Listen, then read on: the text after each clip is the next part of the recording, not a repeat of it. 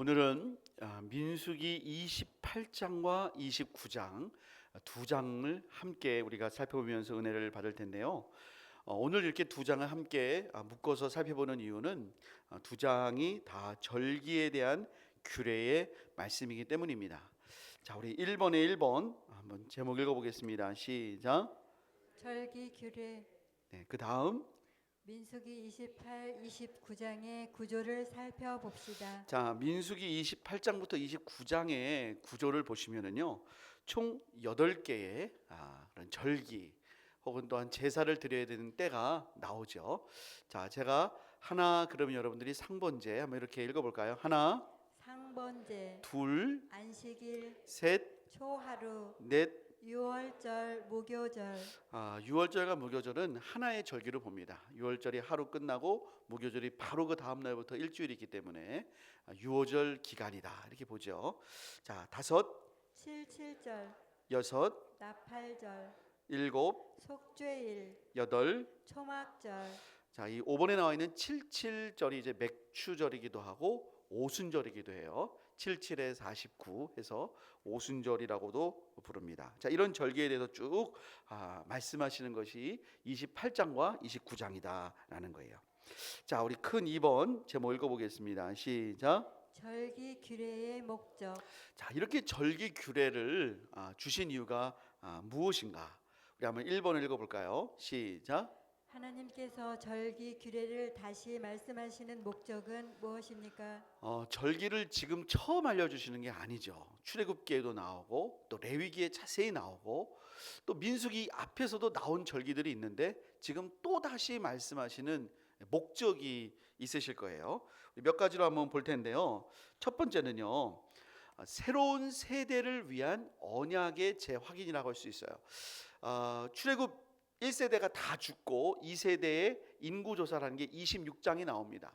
하나님 말씀하신 대로 그들이 정탐한 이후에 20세 이상의 사람들이 25장까지 해서 다 죽었어요.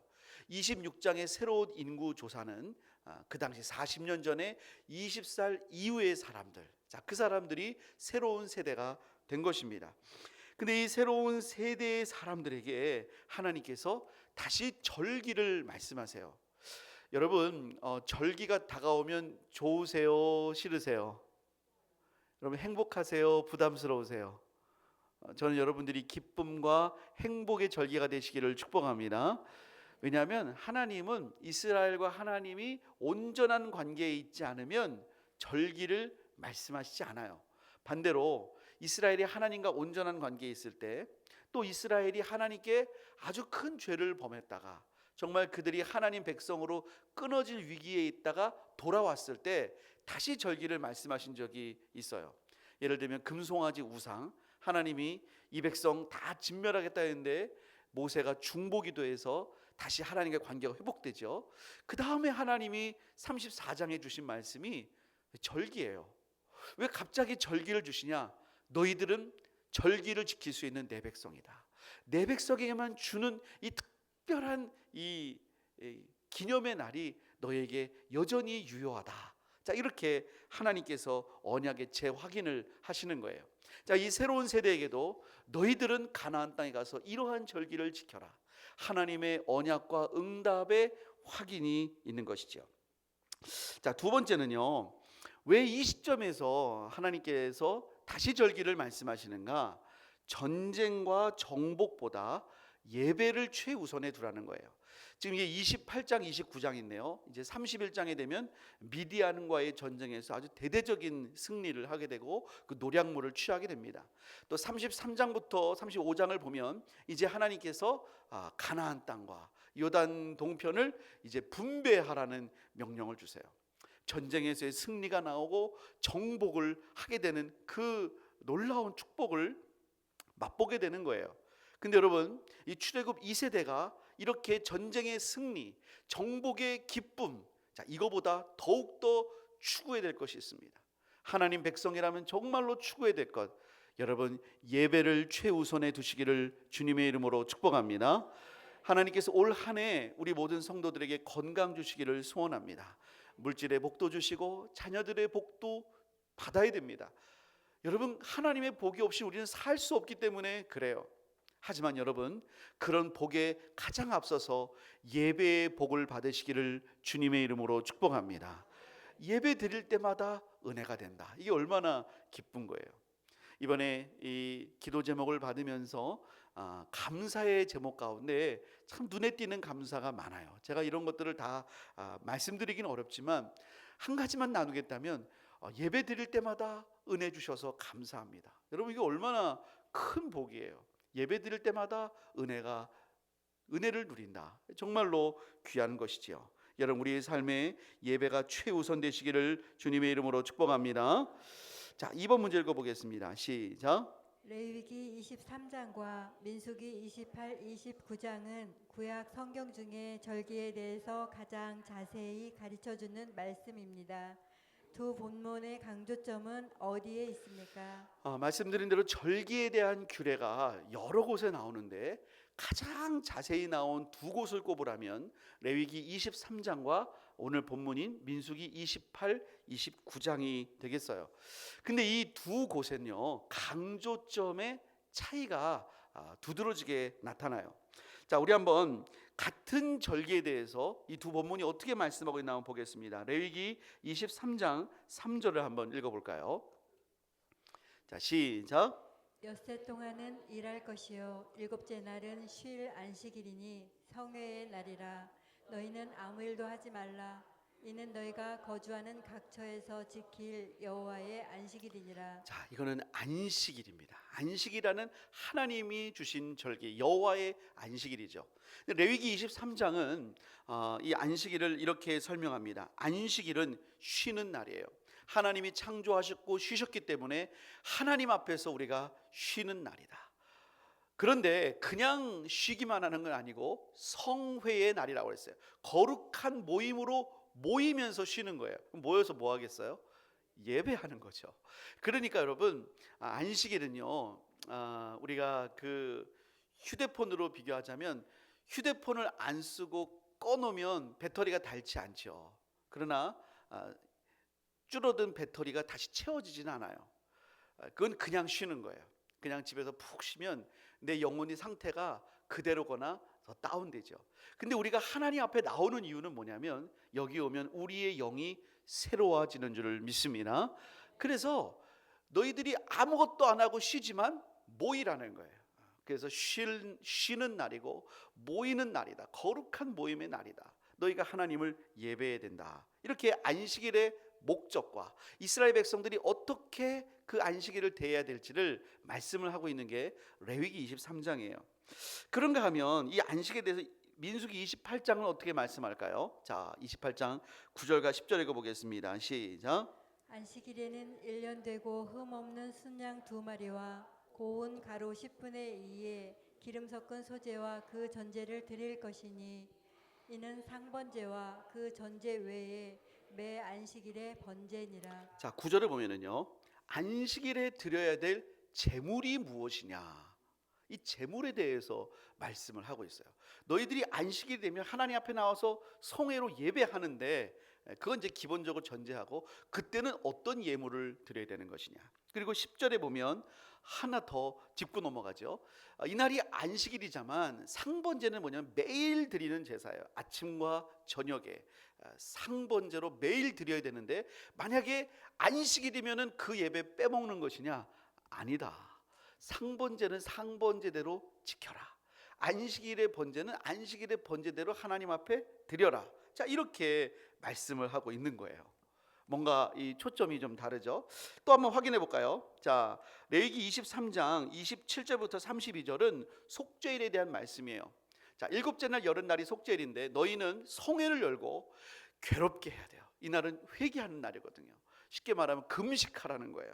28절에 보면 어떤 일도 하지 말고 정말 하나님 앞에서 속죄하는 속죄일로 삼으라. 29절, 이날에 스스로 괴롭게 하지 않으면 그 백성 중에 끊어진다. 30절, 누구라도 어떤 일이라도 하면 내가 그 백성 중에 멸한다. 31절, 너희는 아무 일도 하지 말아라. 계속해서 반복해서 말하죠. 너희들은 집중해서 회개하고 다른 것에 몰두하지 말아라. 자, 이렇게 말씀하시는 거예요. 속죄를 보내야 되는 자세, 그 마음을 태도를 말씀하시는 거죠. 그럼 이 같은 속죄일에 대해서 민수기는 어떻게 말씀하실까요? 민수기 29장 7절부터 보면 7절에도 나옵니다. 너희 심령을 괴롭게 하고 아무 일도 하지 말아라, 이렇게 말씀합니다.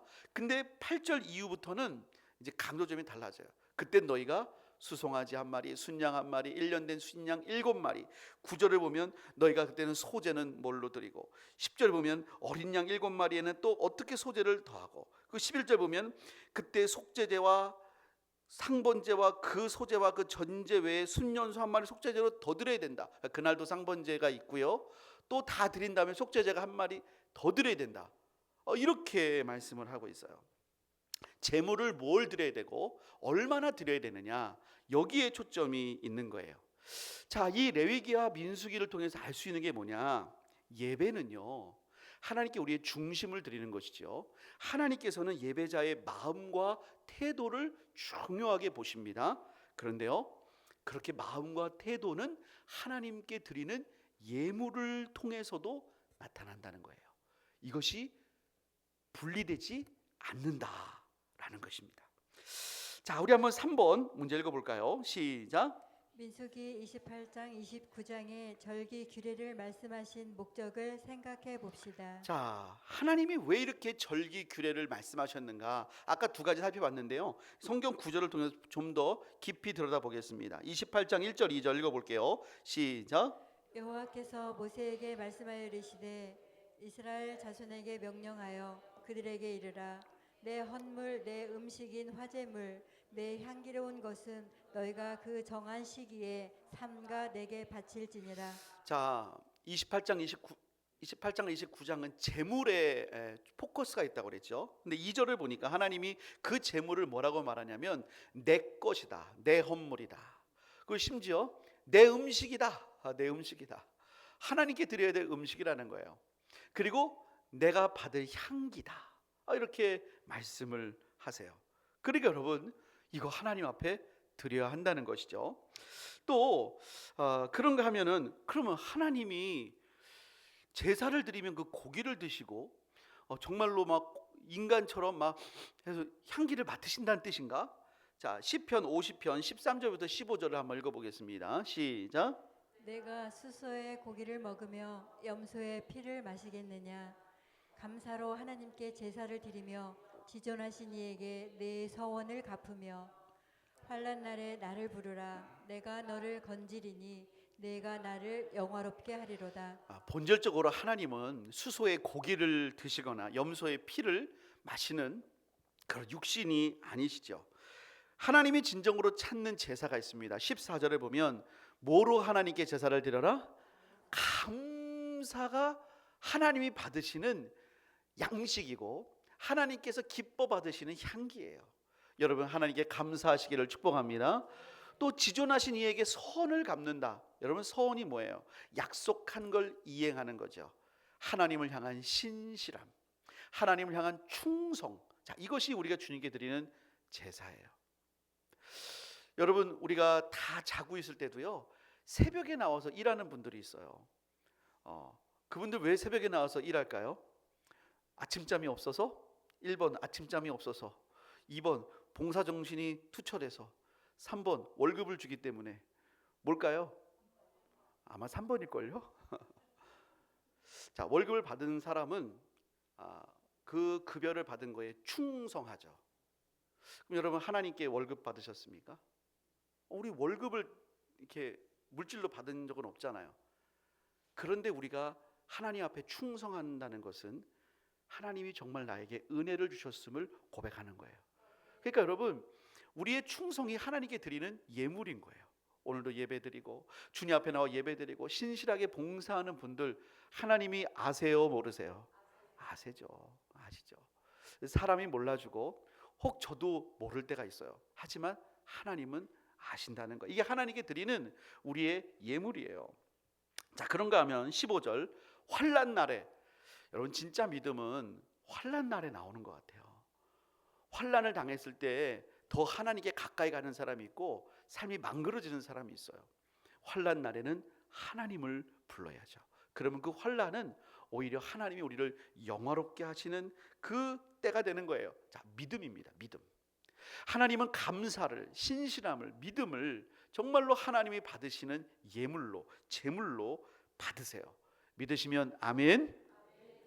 자, 그러면 차라리 하나님이 나는 너희들이 감사하기를 원한다, 난 너희들이 신실하기를 원한다, 나는 너희들이 진정으로 나를 믿었기를 원한다, 이렇게 말씀하시면 편한데 왜 하나님은 이런 마음의 중심만을 말씀하지 않고 그것을 제물로 드리게 했을까요?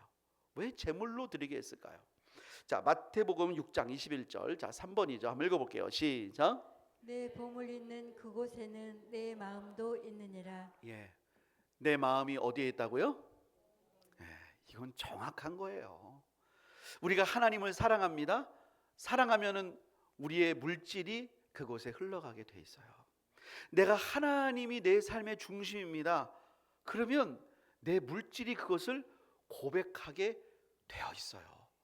이건 정말로 정확한 거예요. 그래서 하나님은 나는 너희들의 감사를 원한다, 나는 너희들의 중심을 원한다, 나는 너희들의 신실함을 원한다. 그런데 그것을 어떻게 표현하냐면 우리의 예물로 표현하게 하신 것이죠. 그것은 물질적인 액수를 의미하는 게 아니에요. 2렙돈을 드린 과부, 예수님이 그 과부를 보고 하신 칭찬은요, 제일 많이 넣었다였어요. 왜냐하면 그는 가진 생활비 전부를 넣었다는 거예요. 그에게는 그것이 정말로 이거 넣으면은 그날 이제 하루 먹을 게 없는 거예요. 그러나 나 오늘 금식하지, 금식하고 하나님께 드리지 하고 드렸다는 거예요. 그러면 그 액수가 일반적으로 보면 크지 않은 돈이지만 하나님은 그 액수를 정말 크게 받으신다는 거예요. 여러분, 우리의 감사를 담아, 우리의 신실함을 담아, 믿음을 담아 하나님 앞에 예물 드리시기를 축복합니다. 자, 그런가 하면 또 네 번째 이유가 있어요. 사도행전 20장 16절 한번 읽어보겠습니다. 시작. 바울이 아시아에서 지체하지 않기 위하여 에베소를 지나 배 타고 가기로 작정하였으니 이는 될 수 있는 대로 오순절 안에 예루살렘에 이르려고 급히 가미러라. 자, 이건 3차 선교여행의 마지막에 예루살렘에 가는 일정을 말하고 있어요. 근데 바울이 그렇게 사역했던 에베소에서 거길 들르지 않고 장로님들만 밀레도로 초청해서 말씀 나누고 빨리 가려고 했습니다. 왜냐하면 오순절 안에 예루살렘에 이르려고 했어요. 왜냐하면 바울이 이렇게 선교하면서 이방 교회들이 많이 생겼는데 거기서 구제 헌금을 많이 모금을 했습니다. 그 당시 예루살렘이 이 기근과 궁핍함이 심했거든요. 그러니까 이렇게 복음을 믿은 이방 교회들이 돕는 그 구제 헌금을 가지고 언제 안에 예루살렘에 가기 원했다고요?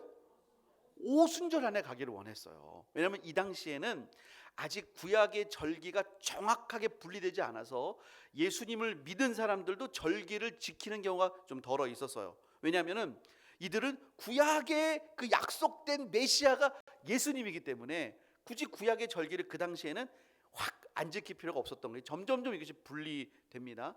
오순절 안에 가려고 그랬어요. 왜 오순절에 가려고 그랬냐면 하나님께서 절기를 주신 목적 중에 하나가 절기의 제물을 가져오면 그 중에 일부는 하나님께 드리고 나머지는 레위인과 가난한 자와 객과 과부를 위해 나눴거든요. 그러니까 그 절기들은 하나님께서 가난한 자, 레위인들을 위해서 나누기 위한 잔치가 이 절기였던 거예요. 근데 이제 바울이 오순절 안에 가기를 원했던 건 뭐냐면 지금 이렇게 어려움을 당하고 있는 이 주의 백성들을 오순절날 하나님이 베푸시는 축복의 통로가 자신과 이방 교회가 되기를 원했다는 거예요. 그래서 하나님이 너희들을 공급하신다. 너희들이 전해준 그 복음으로 말미암아 교회가 세워졌고 그들이 복음을 받은 것을 이제는 물질적인 것으로 갚고 있다라는 것을 오순절 안에 도착해서 보여주기를 원했다라는 것이죠. 그래서 여러분, 절기의 의미는 하나님 주신 이런 나눔의 풍성함에 있는 것입니다. 자, 우리 3번 제목 읽어볼까요? 시작. 절기와 제물. 자, 그래서 오늘은 이 절기와 제물을 중심으로 볼 텐데요. 자, 1번 읽어보겠습니다. 시작. 민수기 28장 29장에 나오는 절기와 제물을 표로 살펴봅시다. 자, 한번 표를 보여주시죠. 표를 보시면요, 아까 말씀드린 대로 상번제는 매일 아침과 저녁 어린 순양, 1년 된 흠없는 어린 순양을 한 마리씩 드려요. 자, 그러면 안식일에는 뭐를 드리면 매 안식일마다 어린 순양을 드리는데요, 괄호 안에 있는 건 뭐냐면 총합입니다. 총합. 자, 이날 안식일이기 때문에 2마리 어린 순양을 드려야 되지만 또 어떤 제사를 드려야 돼요? 상번제도 드려야 되는 거예요. 그러니까 어린 순양이 총 몇 마리 하나님께 희생되는 거예요? 4마리죠. 초하루 때는요, 하나님께서 수소 2마리, 순양 1마리, 어린 순양 7마리, 순염소 1마리, 자, 이렇게 드리라고 그랬어요. 하지만 실제로는 어린 순양이 7마리가 아니라 몇 마리가 드려졌다? 9마리. 왜 그런지 알겠죠? 상번제가 있으니까. 상번제가 있으니까 이제 이해가 되셨을 거예요. 자, 그런가 하면은요, 여러분, 초하루는 2월 1일, 3월 1일 매월의 첫날이잖아요. 나팔절은 뭐냐면, 나팔절은 이제 신년인데, 신년, 이제 종교력으로는 이제 1월이 유월절이 있는 날이지만 그 당시에 그 일반적으로는 7월이, 우리로 말하면 1월이다, 이제 그 당시에 1월이다 생각하면 돼요. 그래서 나팔절은 1월 1일이에요. 1월 1일. 그러니까 나팔절에 하나님이 드리라고 한 것은 수소 1마리, 순양 1마리, 어린 순양 7마리, 순염소 1마리였어요. 근데 이날이 또 7월 1일이니까 초하루잖아요. 그래서 플러스가 되는 거예요. 그러니까 나팔절 때 드린 하나와 초하루 때 드릴 2마리의 수소는 3마리, 순양은 몇 마리? 지금 자, 이해가 안 되시나요? 이해 잘 되시죠? 순양은 2마리, 어린 순양은 하나님께서 7마리 드리라고 그랬어요. 근데 원래 또 초하루에 땐 7마리를 드려야 돼. 그러니까 총 14마리에다가 상번제로 또 몇 마리? 2마리. 그래서 16마리. 순염소는 원래 1마리인데 또 초하루가 있으니까 2마리. 이렇게 해서 드리라는 거예요.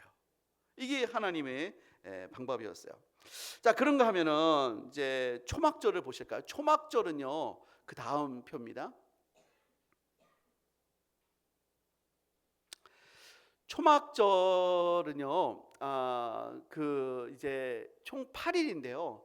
일주일 동안 드리는 그 제물들이 있고 마지막 8일은 아주 거룩하고 장엄한 날로 드리는데 이때는 수소의 숫자도 많아요. 그 어린 순양도 하루당 14마리씩 드리는데 이때도 다 상번제 포함해서 드리고요. 이게 총 8일이니까 안식일이 한번 끼게 돼 있어요. 그렇게 되면은 그때 안식일이 끼게 되면 그것도 플러스가 되는 거다라는 거예요. 자, 하나님께서 이렇게 자세하게 절기와 제물을 말씀하셨는데요. 자, 2번 한번 읽어보겠습니다. 시작. 하나님께 제물을 드릴 때 기억해야 할 것은 자, 무엇입니까? 이렇게 제물을 드릴 때 우리가 기억해야 될 것이 무엇이냐. 자, 2절을 한번 읽어볼게요. 2절 시작. 이스라엘 자손에게 명령하여 그들에게 이르라. 내 헌물, 내 음식인 화제물, 내 향기로운 것은 너희가 그 정한 시기에 삼가 내게 바칠지니라. 자, 첫 번째는요, 정한 때에 바치라고 그랬어요. 정한 시기에, 하나님께서 정하신 시기에 예배의 예물을 드려라. 그러니까 여러분, 우리도 예물을 드릴 때 그냥 기분을 따라서 드리는 거는 별로 바람직하지 않아요. 내가 하나님 앞에 얼마를 드려야 될지, 어떤 마음으로 어떻게 드릴지 생각하지 않고 있다가 교회 왔더니 지갑을 꺼내서 무슨 요금 내듯이 해가지고 툭 넣는다. 그거는 별로 바람직하지 않아요. 우리가 하나님 앞에 드릴 예물을 매달 하나님 앞에 먼저 떼어서 그 예물을 구별해서 하나님 앞에 드려야 돼요. 그래서 예물은 미리 준비하고 정해서 드려야 하는 것입니다. 두 번째 원칙은 뭐냐면, 자, 예물은 하나님이 받으실 만한 것으로 드리라는 거예요. 자, 3절 한번 읽어보겠습니다. 3절 시작. 또 그들에게 이르라. 너희가 여호와께 드릴 화제는 이러하니 1년 되고 흠없는 순양을 매일 2마리씩 상번제로 드리되. 자, 절기마다 하나님 예배 때마다 늘 하시는 말씀이 흠없는 제물이에요. 흠없는 제물. 이게 뭐냐면 하나님 앞에는 가장 좋은 것을 드려야 된다는 거예요. 예물은 우리가 쓰다 남은 것을 드리는 것이 아니라 하나님께 기쁘게 드리실만 하도록 가장 먼저 구별해서 드리는 거예요. 자, 말라기 1장 8절을 한번 읽어보겠습니다. 시작. 만군의 여호와가 이르노라 너희가 눈먼 희생 제물을 바치는 것이 어찌 악하지 아니하며 저는 것 병든 것을 드리는 것이 어찌 악하지 아니하냐. 이제 그것을 너희 총독에게 드려보라. 그가 너를 기뻐하겠으며 너를 받아주겠느냐. 예, 세상 총독도 총독에게 세금을 내거나 뭐를 내야 될 때 저는 거 병든 거 드리면은 좋아하겠어요? 그걸 받아주겠어요? 그러지 않는다는 거예요. 하물며 너희가 하나님께 드리는 제물을 쟤는 눈 멀어서 상품성이 없어. 어차피 하나님께 드리면 저 잡아서 제사 드릴 거 아닌가. 그리고 그걸 드린다면 하나님이 그거를 받으시겠냐는 거예요. 그러니까 여러분 우리의 중심이 이게 예물로 표현된다는 것이 절대로 이게 틀린 말씀이 아니에요. 예물의 크기는 형편에 따라 하나님께서 할 수 있어요. 하지만 그 예물을 드리는 마음, 그 마음을 하나님 앞에 정말로 구별해서 드려야 된다는 것입니다. 자, 세 번째 원리가 있어요. 그것은 뭐냐면 예물을 드리는 자에게 하나님께서 풍성하게 하신다는 거예요. 자, 이런 구약에 있는 절기와 예물들이 구약의 것 아닙니까? 이거 구약적인 것 아닙니까? 예, 구약에 이렇게 주신 이유는 그것이 예수 그리스도의 대속을 보여주는 동시에 우리로 하여금 물질의 주님이 하나님인 삶을 살게 하기 위함이죠. 자, 빌립보서 4장 17절부터 19절 한번 읽어보겠습니다. 자, 읽어볼게요. 시작. 내가 선물을 구함이 아니요 오직 너희에게 유익하도록 풍성한 열매를 구함이라. 내게는 모든 것이 있고 또 풍부한지라. 에바브로디도 편에 너희가 준 것을 받음으로 내가 풍족하니 이는 받으실 만한 향기로운 제물이요 하나님을 기쁘시게 한 것이라. 나의 하나님이 그리스도 예수 안에서 영광 가운데 그 풍성한 대로 너희 모든 쓸 것을 채우시리라. 자, 17절에 보면 바울이 사사롭게 자기를 위한 선물을 구하는 게 아니다. 이건 하나님의 복음 전파를 위한 것이고 또 내가 너희들이 이런 것을 가르치고 하라고 하는 이유는 너희들이 이렇게 복음 전하는 일에 예물로 참여했을 때 풍성한 열매가 있다는 거예요. 자, 그러면서 18절에 보니까 이것은 하나님이 받으실 만한 어떤 제물이다?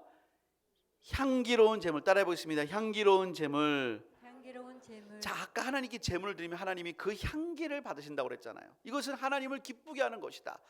이게 뭐였냐면 빌립보 교회가 에바브로디도 편에 선교 헌금을 보내왔거든요.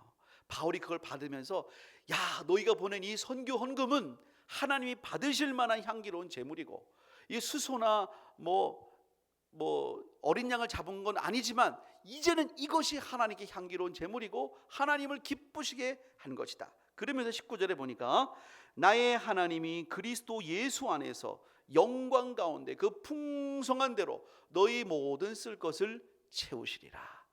하나님께서 우리에게 공급하셔서 주님의 일에 넉넉하고 우리의 삶에도 은혜를 부어 주신다는 거예요. 자, 이 절기에 들어가는 이 제물을 계산을 해보니까요, 이 절기에 들어가는 수만 계산했더니 짐승이 1231마리예요. 이게 1년에 1231마리. 밀가루가 1톤 이상 되고요, 올리브유와 포도주가 1000병 이상이 됩니다. 어마어마한 양이에요. 그거를 그냥 쏟아 붓는 거예요. 여러분, 여기에 담겨 있는 비밀이 있어요. 그건 뭐냐면 하나님께서 이렇게 하시라고 한 이유는 이거보다 더 풍성하게 드린 예배들이 막 나오거든요. 막 감동해서 최소한 이렇게 드리라는 건 뭐냐면 하나님이 너희들에게 이 이상으로 채워 주신다, 안 채워 주신다? 채워 주시니까 예물을 드리죠. 내가 너를 채워 주겠다. 내가 너에게 공급하겠다. 걱정하지 말고 하나님 앞에 예물을 드리는 믿음의 삶으로 나가라는 것입니다. 여러분, 우리가 그렇게 주 앞에 정말로 주님 주시는 풍성한 은혜가 넘치시기를 예수님의 이름으로 축복합니다. 자, 그렇다면 이제 마지막인데요. 자, 우리가 아까 그 표를 보셨는데 그 중에서 초막절의 제물이 가장 길었어요. 초막절은 총 8일인데요. 마지막 8일은 거룩한 장엄한 날이고 1일부터 7일까지 보시면은요. 여러분 표에 보시면 첫째 날에는 수소가 13마리, 순양이 2마리, 어린 순양이 14마리, 순염소가 1마리. 두 번째 날은 수소가 하나씩 줄어요. 수소는 12마리, 순양은 2마리, 어린 순양 14마리, 그 다음에 순염소 1마리. 쭉 가면서 수소는 13마리, 12마리, 11마리, 10마리, 9마리, 8마리, 7마리 이게 줄게 돼 있는데요. 그 양이 다른 절기에 비해서 훨씬 더 많은 게 바로 이 초막절이 되겠습니다. 자, 초막절 제물에 담겨 있는 하나님의 뜻은 무엇인가? 우리 3번에 1번 읽어볼게요. 3번에 1번. 자, 시작. 하나님이 베푸신 구원의 은혜. 자, 하나님이 초막절을 지키라고 하신 이유가 있어요. 자, 레위기 23장 42절부터 43절 읽어보겠습니다. 시작. 너희는 이래 동안 초막에 거주하되 이스라엘에서 난 자는 다 초막에 거주할지니 이는 내가 이스라엘 자손을 애굽 땅에서 인도하여 내던 때에 초막에 거주하게 한 줄을 너희 대대로 알게 함이니라. 나는 너희의 하나님 여호와이니라. 자, 이거는 출애굽을 상징하는, 출애굽의 구원, 하나님 주신 구원을 상징하는 거예요. 자, 이것이 7월 15일부터 지키는 건데요. 이때 5일 전이 속죄일이에요. 그러니까 속죄일 때 다시 한번 우리의 죄를 다 내어놓고 하나님께서 그 성막을 정결하게 하시는 그 속죄 은혜를 체험한 후에 5일 후에 초막절을 이제 한 주간 지키면서, 이 초막절은 기쁨의 절기입니다. 막 꾸미고 장식하고 초막이지만 그 초막에 일주일 동안 거하면서 하나님을 예배하는 건데요. 그 하나님 주신 출애굽의 구원을 기억하고 감사하는 절기예요. 자, 그런데 이 초막절의 절기가 놀라운 게 뭐냐면, 아까 수소를 이렇게 13마리, 12마리 이렇게 줄어들면서 이렇게 일주일 동안 한다고 그랬잖아요. 이거를 수소를 다 더하면 70마리가 돼요. 1일부터 7일까지 다 더하면. 근데 70은 이스라엘 백성들에게 열방을 나타내는 수예요. 열방. 그러니까 지금 하나님이 이스라엘에게 초막절을 지키라고 했지만 궁극적으로 이 초막절에 있는 이 70마리의 수소는 열방을 상징해요. 그래서 스가랴 14장 우리 16절부터 19절을 한번 읽어보겠습니다. 자, 시작. 예루살렘을 치러 왔던 이방 나라들 중에 남은 자가 해마다 올라와서 그 왕 만군의 여호와께 경배하며 초막절을 지킬 것이라. 자, 보세요. 예루살렘을 치러 왔던 이방 나라들, 아수르, 바벨론, 또 뭐 블레셋, 뭐 여러 나라들이 있죠. 그 나라들이 이제 해마다 올라와서 하나님께 경배하고 초막절을 지킨대요. 여러분, 초막절은 좀 전에 무엇을 의미한다고 그랬죠? 구원을 의미한다고 그랬잖아요. 방금 전에 했는데 잃어버리셨어요. 초막절은 출애굽한 후에 초막을 지었다. 구원이라고 그랬잖아요. 그런데 그 구원을 누가 예배하냐면 이방 나라들이, 그것도 이스라엘을 치던 이방 나라들이, 하나님을 대적했던 자들이 하나님 주신 구원의 은혜를 감사해서 초막절을 지킨다는 거예요. 자, 17절 시작.